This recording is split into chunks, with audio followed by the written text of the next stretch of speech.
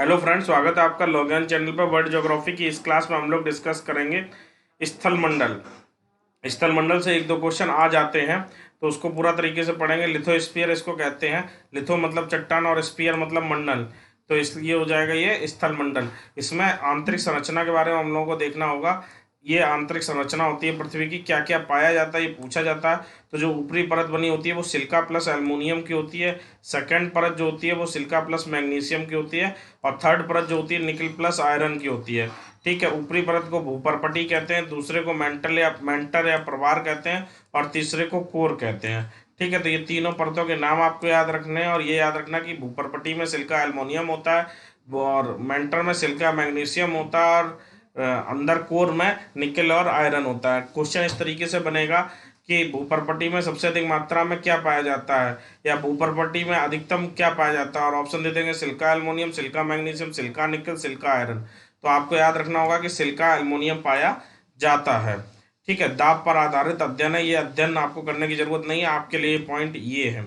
पृथ्वी का औसत घनत्व तो आपको पता होना चाहिए, क्रस्ट का औसत घनत्व तो पता होना चाहिए, कोर का औसत घनत्व तो पता होना चाहिए, और मेंटर का औसत घनत्व तो पता होना चाहिए। पृथ्वी का औसत घनत्व 5.5 ग्राम प्रति सेंटीमीटर क्यूब, क्रस्ट का 2.8 ग्राम प्रति सेंटीमीटर क्यूब, कोर का 11.5 ग्राम प्रति सेंटीमीटर क्यूब, और मेंटर का 7.5 ग्राम प्रति सेंटीमीटर क्यूब। ये आपसे पूछा जा सकता है कि कितना होता है। एक ऑप्शन इस तरीके से बन सकता है, दूसरा ये चारों मिलाने के लिए दिए जा सकते हैं कि इनका मिलान कीजिए। ठीक है, तो इतना ये पार्ट आपको पढ़ना है। इसके बाद पृथ्वी की औसत त्रिज्या पूछी जा सकती है, 6,771 किलोमीटर है पृथ्वी की औसत त्रिज्या। और ये क्वेश्चन यूपीपीएससी में आ भी चुका है कि अंदर की परतों में जाने पर कितने मीटर पे 1% तापमान की वृद्धि होती है। तो अंदर की परतों में जाने पर प्रत्येक 32 मीटर पे 1% के तापमान 1 डिग्री सेल्सियस तापमान की वृद्धि होती है। तो ये आप याद रखिएगा। ठीक है, ये जो आपकी पूरा हम आपको पीडीएफ शेयर करेंगे वो लॉग्राम के टेलीग्राम चैनल पर, लॉग्यान के टेलीग्राम चैनल पर शेयर करेंगे, और उसका लिंक डिस्क्रिप्शन बॉक्स में आपको मिल जाएगा। ठीक है, अगर आप चैनल पर नए आए तो चैनल को सब्सक्राइब कीजिए, वीडियो को लाइक कीजिए। आगे आगे बढ़ते हैं।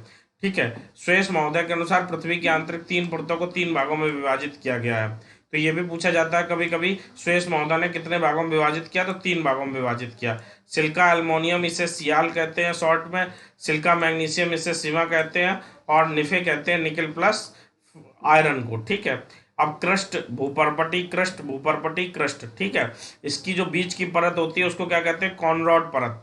मेंटर में बीच की परत होती है उसको कहते हैं रिपिट परत, रिपिट परत। और कोर में बीच की परत होती है उसे कहते हैं लेहमन आस्तंतु, लेहमन आस्तंतु।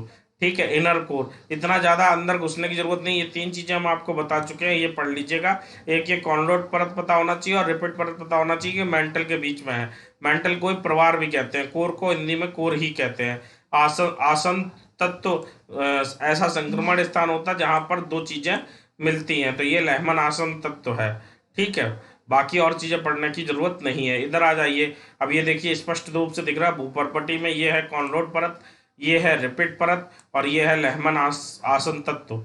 ठीक है, लोअर मंडल इसमें पाया जाता है, किसमें पाया जाता है, कोर में। कोर में दुर्बल मंडल या लोअर मंडल पाया जाता है, ये भी आपसे पूछा जा सकता है। भूपरपटी, प्रवार या मेंटल। ठीक है, तो अब हमें लगता है कि स्थल मंडल से इससे ज्यादा क्वेश्चन आपसे नहीं बनेंगे, तो इतना पढ़ लीजिएगा। 4 मिनट का वीडियो होगा, ये पूरा आपका कंप्लीट कर देगा। अब आइए वायुमंडल पे पहुंचते हैं। वायुमंडल से भी क्वेश्चन बनते हैं। वायुमंडल से सबसे ज्यादा क्वेश्चन उसके कंपोनेंट से बनते हैं और ओजोन परत से बनते हैं। तो कंपोनेंट हम लोग देख लेते हैं कि वायुमंडल में 78% नाइट्रोजन होता है, 21% ऑक्सीजन होती है, आर्गन 0.93% होता है, कार्बन डाई 0.03% होती है, और अन्य गैसें 0.04% होती है। अब इसमें आपसे क्वेश्चन इस तरीके से बनेगा कि नाइट्रोजन कितने प्रतिशत पाई जाती है, ऑक्सीजन कितने प्रतिशत पाई जाती है। आपसे ये पूछ सकते हैं, 4 गैसों के नाम दे दिए और आपसे पूछा कि इनको क्रम से लगाइए, इनको पाए जाने की मात्रा के आधार पर, या इनको विपरीत क्रम में लगाइए इनके पाए जाने की मात्रा के आधार पर। तो आपको ये मात्रा पता होना चाहिए, nitrogen, oxygen, argon, carbon dioxide और अन्य गैसों की। ठीक है, अब वायुमंडल की परतों से भी क्वेश्चन बनते हैं, तो वायुमंडल की परत देख लेते हैं हम लोग। देखिए, सबसे नीचे पृथ्वी है,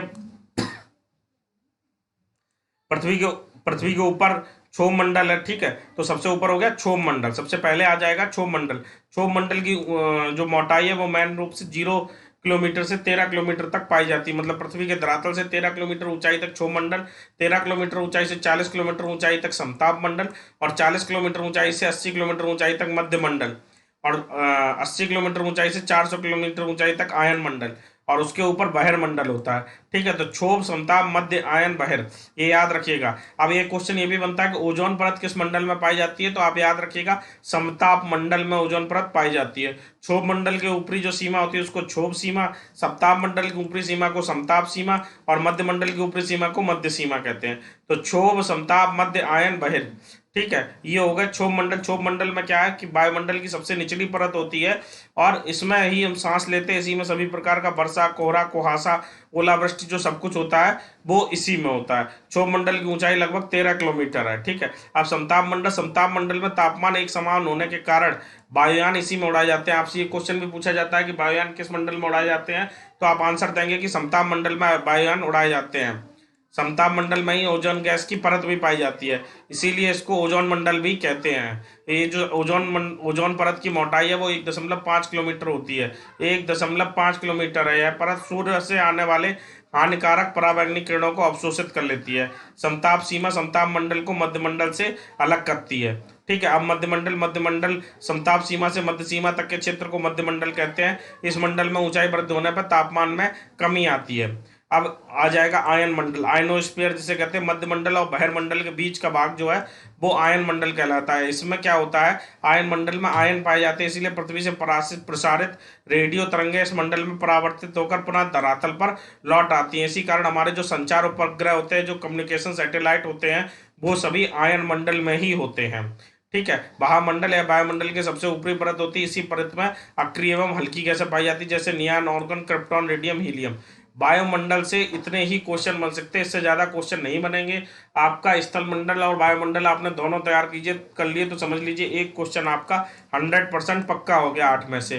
तो इन दोनों को आप बहुत अच्छे से तैयार कर लीजिए। अब आइए देख लेते हैं बाष्पीकरण क्या है। बाष्पीकरण एक ऐसी प्रक्रिया है जिसके अंतर्गत जल एवं जलवाष्प में परिवर्तित होती है। प्रक्रिया के प्रारंभ होने पर आवश्यक दशाएं क्या क्या है, जल की सतह का तापमान अधिक होना चाहिए और स्थल खंड की अपेक्षा रहती है, स्थल खंड की अपेक्षा रहती है। ये सब आपको पढ़ने की ज्यादा जरूरत नहीं है। ठीक है, इलेक्ट्रोमैग्नेटिक स्पेक्ट्रम एक बार देख लेते हैं, इसमें क्या क्या होता है। इसमें कॉस्मिक रेज होती हैं, गामा रेज होती हैं, एक्स रेज होती है, अल्ट्रावायलेट रेज होती हैं, विजुअल रेज होती हैं, इंफ्रारेड रेज होती है, रेडियो रेज होती है और माइक्रो रेज होती हैं। ठीक है, और इनकी जो रेज है, इनके नाम आपको पता होना चाहिए। इलेक्ट्रोमैग्नेटिक स्पेक्ट्रम का कौन कौन से रेज जो है वो हिस्सा होती है। ठीक है, इसके बाद जब हम साइंस पढ़ेंगे तो हम ये देखेंगे कौन सी रेज के क्या लक्षण होते हैं, क्या गुण होते हैं। ये साइंस वाले लेक्चर में आपको पूरी तरीके से समझाएंगे। ठीक है, आगे एक शब्द है, इसको आप याद कर लीजिए। 1 सेकंड में होने वाले कंपन को क्या कहते हैं, आवृत्ति कहते हैं। और दो सुरंग या दो गर्त के मध्य की दूरी, सुरंग और गर्त क्या होता है, देखो ये रेज है, ये तो ये हो गया सुरंग और ये सुरंग, तो इनके मध्य की दूरी को तरंग दैर्घ्य कहते हैं। या ये और ये गर्त हो गया, तो इनके मध्य की दूरी को तरंग दैर्घ्य कहते हैं। तो ये दो चीजें बताई। एल्बिडो क्या होता है, एल्बिडो एक फॉर्मूला होता है। एल्बिडो के माध्यम से हमको पता चलता है कि कितने परसेंट जो सौर ऊर्जा ऊपर से आती है सूर्य के माध्यम से, वो कितनी परावर्तित हुई है, कितनी नहीं परावर्तित हुई है, एल्बिडो के माध्यम से ही पता चलता है। ठीक है, तो एल्बिडो का जो रंग होता है निर्धारित रंग के आधार पर किया जाता है। इसके आगे ये सब पढ़ने की आपको जरूरत नहीं है। पवन पे आ जाइए। पवन देखिए, पवन के प्रकार बताए गए। 3 प्रकार की पवनें होती हैं, एक स्थायी पवन, एक मानसूनी पवन और एक स्थानीय पवन। स्थायी पवन क्या होता है, ऐसी पवनें जो वर्ष भर एक निश्चित दिशा में प्रवाहित होती हैं, वो स्थायी पवन कहलाती है। जैसे पछुआ, पूर्वी पवनें, ध्रुवी पवनें, ये सब। मानसूनी पवनें जो होती हैं ऋतु परिवर्तन पर अपनी दिशा बदल लेती हैं, है ना। मानसून के आधार पर ये पवनें गति करती हैं, जैसे दक्षिणी पश्चिमी मानसूनी पवन, उत्तर पूर्वी मानसूनी पवन। स्थानीय पवन वो होती है जो निश्चित क्षेत्र में चलती है ना। अब यही आपके लिए याद करने की चीज है, कौन सी पवन कहाँ चलती है या किस नाम से जानी जाती है स्थानीय पवनें, ये मिलाने के लिए आ सकता है या आपसे क्वेश्चन भी पूछा जा सकता है। तो गर्म पवनें ज्यादा होती हैं, तो गर्म के नाम याद कर लीजिए। लू भारत में चलती है, आपको पता है। चिनकू यूएसए या कनाडा में चलती है, चिनकू। रॉकी पर्वत जो है उसके पास। फॉन स्विट्जरलैंड में चलती है, फॉन। आलप्स पर्वत जो है उसके पास। हरमट्टम सहारा मरुस्थल में चलती है, नॉर्वेस्टर्न न्यूजीलैंड में। ब्रिक फिल्टर ऑस्ट्रेलिया में। सिराको दक्षिण अफ्रीका में। ठीक है। और ठंडी पवन है मिस्टल, ये स्पेन, फ्रांस और पुर्तगाल की है। पवन हमेशा हाई प्रेशर से लो प्रेशर की ओर चलती है, और पवन का नामकरण उसके आने की दिशा के आधार पर किया जाता है। जैसे पश्चिम से आने वाली पवन को पछुआ पवन कहते हैं, और पूर्व से आने वाली पवन को पूर्वा पवन कहते हैं। आपको ज्यादा कुछ याद नहीं रखना, आपको बस इन पवनों के नाम याद रखने, क्योंकि यहाँ से क्वेश्चन बन सकता है ना। पवन की दिशा उत्तरी गोलार्ध में क्लॉकवाइज होती है, दक्षिणी गोलार्ध में एंटी क्लॉकवाइज होती है। याद रखने वाला चीज है, यहाँ से क्वेश्चन बन सकता है कि उत्तरी गोलार्ध में पवन की दिशा क्या होती है, तो आपको बताएंगे घड़ी की दिशा के विपरीत या घड़ी की दिशा के समान। ठीक है। पवन हमेशा निम्न से उच्च अक्षांश की ओर चलती है, और ठंडी पवन जो होती है वो निम्न से उच्च की ओर चलती है। गर्म पवन जो होती है वो निम्न से उच्च अक्षांश की ओर चलती है, और ठंडी उच्च से निम्न की ओर चलती है। यहाँ पे ये थोड़ा सा करेक्शन है, कर लीजिएगा। अब आगे चलते हैं, ये सब छोड़िएगा। चक्रवात, चक्रवात इंपॉर्टेंट है, चक्रवात से आपके क्वेश्चन बनते हैं, और जो करंट में चक्रवात हम पढ़ाएंगे वहां से भी क्वेश्चन बनेंगे। तो चक्रवात निम्न वायुदाब का केंद्र होते हैं। चक्रवात में केंद्र से बाहर की ओर आने वाले वायुदाब में वृद्धि होती है। ठीक है। चक्रवात के केंद्र में कभी वर्षा नहीं होती, जो चक्रवात का बाहरी किनारा होती है वहीं सबसे अधिक तबाही और सबसे अधिक वर्षा होती है। ठीक है। चक्रवात के आंख में लगी हुई जो संरचना है उसे चक्रवात की दीवार कहते हैं। चक्रवात में वायु की दिशा उत्तरी गोलार्ध में क्लॉकवाइज और दक्षिणी गोलार्ध में एंटी क्लॉकवाइज होती है। चक्रवात के दो प्रकार होते हैं, उष्ण चक्रवात और शीतोष्ण चक्रवात।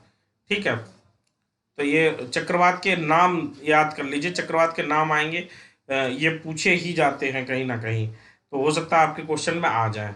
भारत में इसको क्या कहते हैं? चक्रवात कहते हैं। चीन में टाइफून नाम से जानते हैं, जापान में टाइफून नाम से जानते हैं, कैरेबियन सागर मैक्सिको में हरिकेन नाम से जानते हैं, संयुक्त राज्य अमेरिका में टॉर्नेडो नाम से जानते हैं, और ऑस्ट्रेलिया में बिली बिली नाम से जानते हैं। तो ये याद कर लीजिएगा। प्रति चक्रवात क्या होता है? प्रति चक्रवात वृत्ताकार समदाब रेखाओं से घिरा हुआ एक क्षेत्र होता है जिसके केंद्र में हाई प्रेशर होता है, और इसका विकास होने के कारण पवन केंद्र से बाहर की ओर चलती है। प्रति चक्रवात में तापमान कम होने के कारण ना तो बाष्पीकरण की दिशा ही ना ही वर्षा होती है।